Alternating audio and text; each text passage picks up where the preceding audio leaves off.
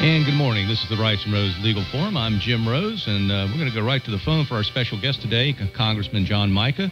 Congressman, good morning. Hey, good morning. A beautiful morning in Central Florida. Nice to be back from Washington. I bet it is, and good to have you here, Congressman. And of course, Congressman Mica is the congressman for the 7th Congressional District, which is quite a large district, Congressman. All the way from Winter Park to Jacksonville, 6 counties, 32 cities, and 514,000 voters. Bigger than some states, for sure. So I see, and the good thing, I was looking at your bio, you're a University of Florida graduate. Go Gators. Go Gators. And, of course, your local congressional aide, Dick Harkey, is a big University of Georgia fan. How'd that work out? Well, so far it's working out real good for the Gators. Dick's not too happy, though. Yeah, it's tough times to be a Bulldog. Yeah. Well, Congressman, interesting times in Congress right now, and I know you're going around your district at the August break, which I know is not much of a break for you, going around meeting constituents and such. Well, that's part of the job, and, I think it's great to have members of Congress go back to their constituencies, talk with real people, hear their real problems and their ideas rather than just in the rarefied atmosphere sometimes of Washington, D.C. Now, you were first elected in 1992, and that at that time you were in the minority party in 94, the Republican And Party. here I am again. And then you're back again. I was going to ask you, just being in the minority, can you tell your constituents how does that work and what's the difference? And well, of course, it's a lot better to be in the majority in our system. Well, nobody rules unless you can get 218 votes in the House and 60 in the Senate. Of course, right now the Democrats in both bodies have extraordinary majorities in which they can conduct business. But I would say, about 80% of what we do is sort of bipartisan. I'm the Republican leader on the Transportation Committee.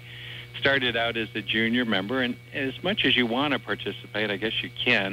Of course, it's better to be in a leadership position like myself or the chairmanship, but most of our work is meat and potatoes. There are differences in opinion, but I think you move along and try to do the best you can for your constituents.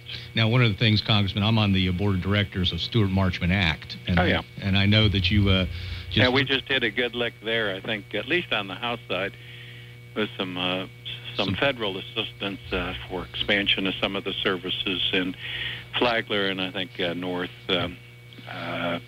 Volusia County. So we really appreciate that. Obviously, money's tight, and it is right now. And you're probably aware the Vince Carter Sanctuary is opening up in Bunnell, and it's going to actually have its grand opening, or not its grand opening, but its dedication next Monday. Yes. And that's really excited about that. And I was invited. I won't be there. We have a family wedding this weekend, so I'm actually returning to the Washington area, and got my sister coming in from California. I haven't seen her in 5 years. My niece is getting married this weekend, so we got a big family gathering. Very good, very good.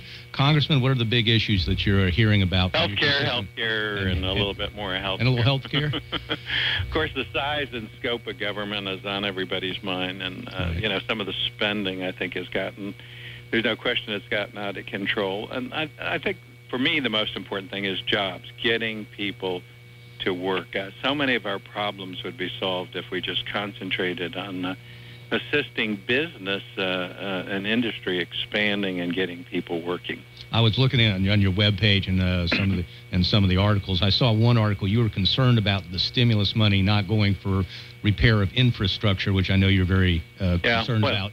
Well, I didn't vote for the stimulus bill as it came out of the House. Not that I wasn't for parts of it.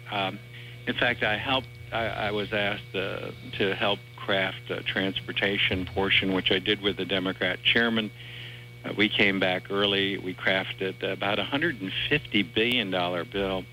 And I'm a big fan of investing in infrastructure. It's not just spending, but investing. So you have roads, bridges, transit systems, airports, ports, all the things that government can do to help us do business. But we put together a pretty good package, and then it got whacked back, as you know. So of a $778 billion package, we ended up with only $63 billion, or about 7% for infrastructure. I thought that was the wrong thing to do. We'd have many more people working now. The other thing we failed to do is to speed up the process to spend that money. Right. It gets caught up in a lot of federal and bureaucratic red tape. They're still struggling to get out even the small amount that we got out, and that's not good because people aren't working. This is Jim Rose, this is the Rice Rose Legal Forum, joined today by Congressman John Mica. If you have any questions for the Congressman, you give us a call at 239-0033. Congressman Mica, cash for clunkers. What do you think about that? Well, probably another well-intended idea. I didn't vote for the initial one, and I didn't vote for the expansion, and here's why. As a business person, well, first of all, I don't think it's fair to provide up to $4,500 federal cash incentive to buy any product. Now, I think we could have probably done a more modest approach, but it's kind of funny because my wife and I are driving. You driving a clunker? We were driving.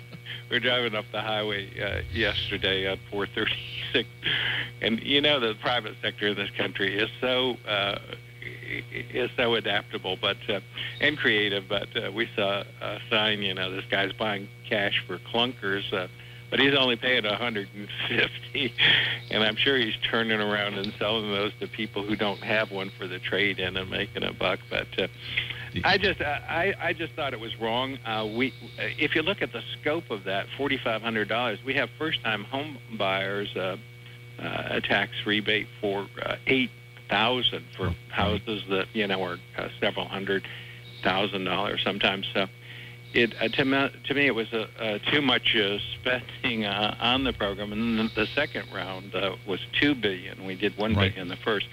Not that I don't want to stimulate it, but the industry. But to me, it seemed unfair use of taxpayers' money right now. I know some of your Republican colleagues said, well, if we have cash for clunkers, why don't we have cash for clothing, cash exactly, et cetera. So just from a philosophical point of view. Well, and the other thing, too, I try to be as frugal as I can. People work pretty hard for the money they send to Washington, and I spend it very sparingly, especially the amount of debt that we're racking up.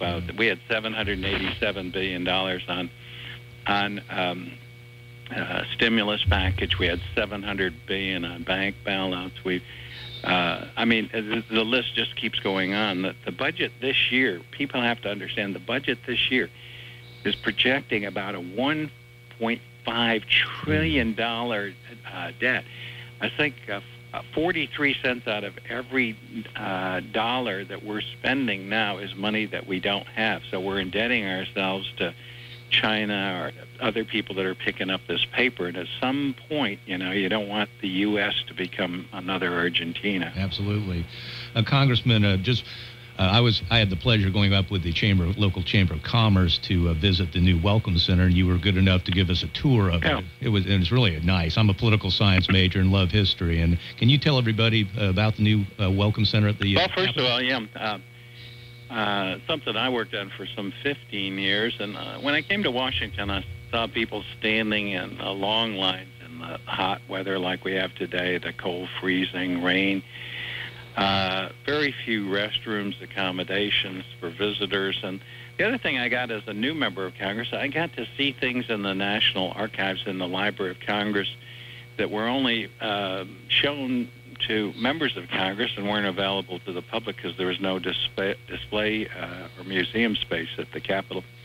So I took the project on, and it took some time, but it's the largest addition in the history of the Capitol, and it's for the visitors. We have a 18,000 square foot museum. We have 22 restrooms. We have eating facility that could accommodate school groups and others. We have 2 presentation theaters where people get actually the opportunity. Not everybody can sit down with their member of Congress, but they can learn a little bit about the history of the place and the process. To me, it's a great long-term addition to the U.S. Capitol, and I hope folks get to see it. Anyone who's coming to Washington, we can arrange Capitol tours, and they can visit the Visitor Center on their own. It's right underneath the east front, all underground of the U.S. Capitol. Yeah, it's a wonderful facility. I mean, with people not knowing much about their governments in many cases, this gives an opportunity to see the history of. Yeah, and it really that people don't realize that the government depends on their participation, their knowledge of some of the subjects.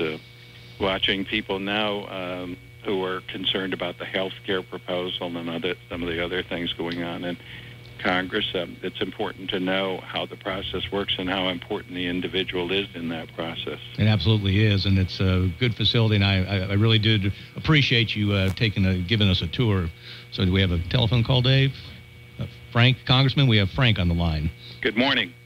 Good morning. I had a question regarding H.R. 1207, which is a bill to audit the Federal Reserve. Where does that stand as far as getting passed into law at this point? Do you have any idea? That's a good question. I think I co-sponsored it. It probably buried somewhere in financial services. I don't know of its likelihood of passage, though. There are some people who do not want a whole lot of oversight of the Federal Reserve.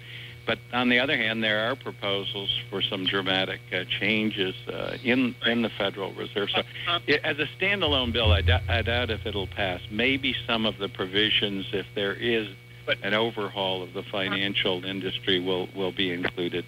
But Congressman Micah, as far as the American people are concerned, they don't have a good education about what's going on in this country. And one of the things that's gone on in this country is the fact that the Federal Reserve Bank, which most people don't even realize it's not a government bank. It's owned by private people, and nobody has a clue who the private people are.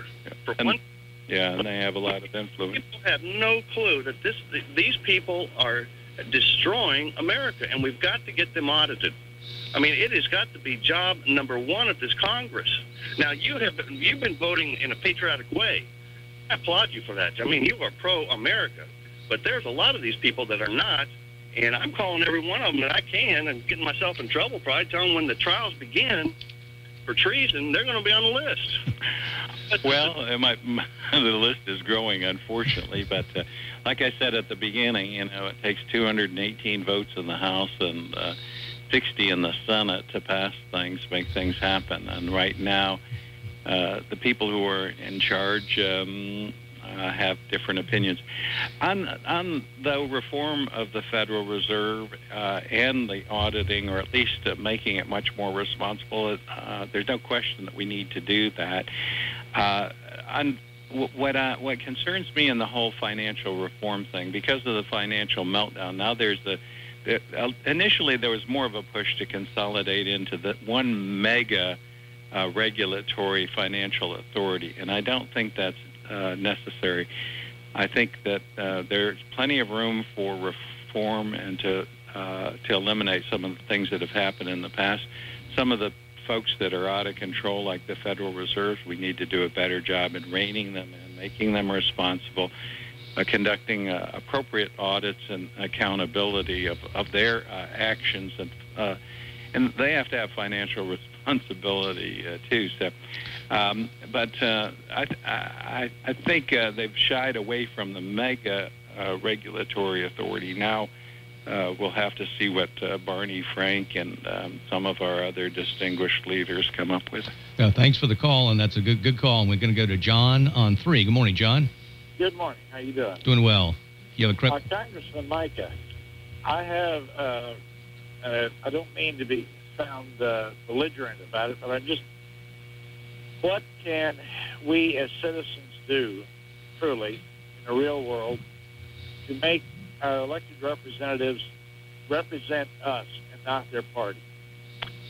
Well, I think the main thing is stay engaged. I think, too, today people have gotten so accustomed to emailing and these impersonal contacts. I think that the letters that I pay the most attention to are handwritten letters, people who come up to me, express their opinion, and people who take time to be engaged.